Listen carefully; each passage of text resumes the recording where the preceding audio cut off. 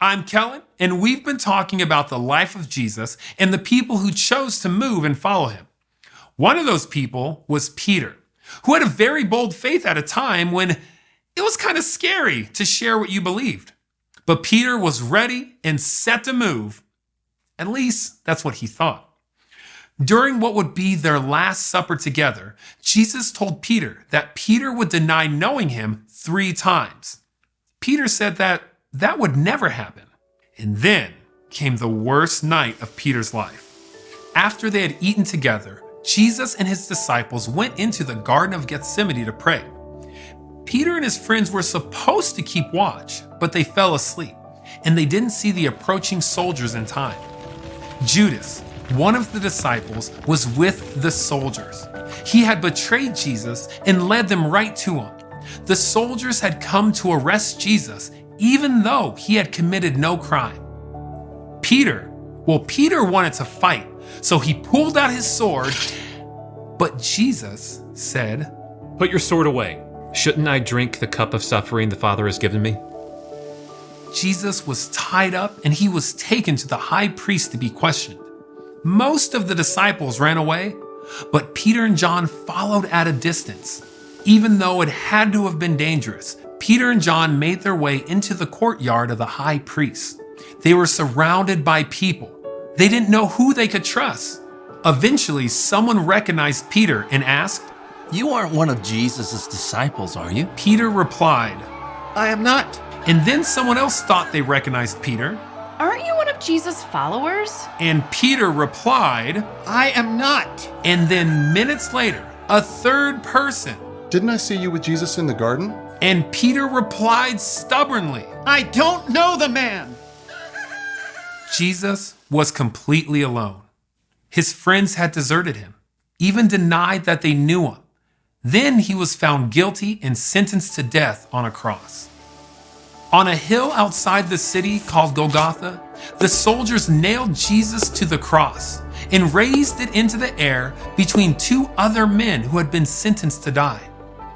Now maybe Peter watched from a distance as Jesus lifted his eyes to heaven and said, "Father, forgive them. They don't know what they are doing." Then Jesus bowed his head and died.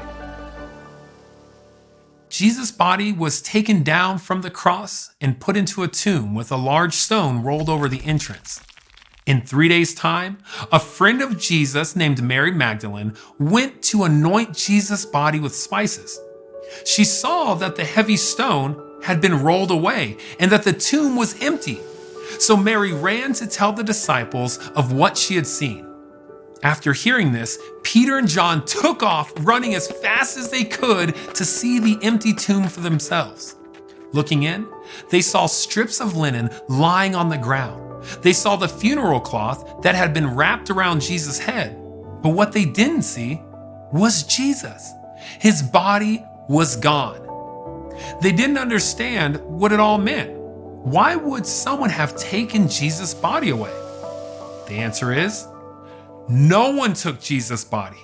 Jesus was alive. He had done the impossible. He had come back from the dead. And later that morning, Jesus revealed himself to Mary. And later still, Jesus would reveal himself to his disciples. And then there was that time on the beach. Jesus appeared to his disciples while they were fishing. They weren't catching any fish until Jesus showed up. Then, they caught a whole boat full. They brought what they had caught back to shore, and they had fish for breakfast. And when they had finished eating, Jesus pulled Peter away from the others and asked, "Do you love me more than these others do?" And Peter replied, "Yes, Lord. You know that I love you." "Feed my lambs." Then Jesus asked again, "Do you love me?" And Peter replied, "Yes, Lord. You know that I love you." "Take care of my sheep."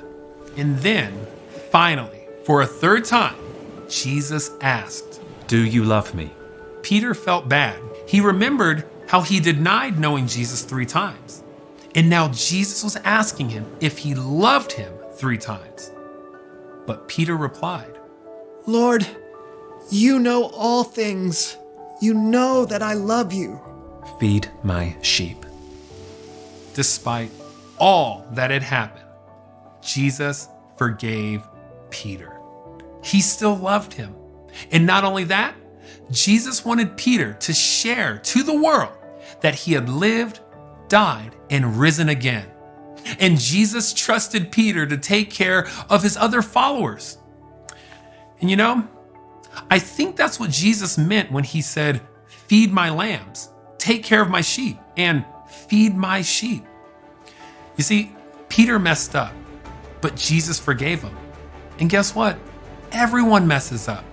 Everyone sins. But Jesus died to pay the price for our mess ups and all of our sins. And that's how much he loves you. You are forgiven too. And when you put your faith and trust in Jesus, you can learn to live like Jesus lived and love who Jesus loved.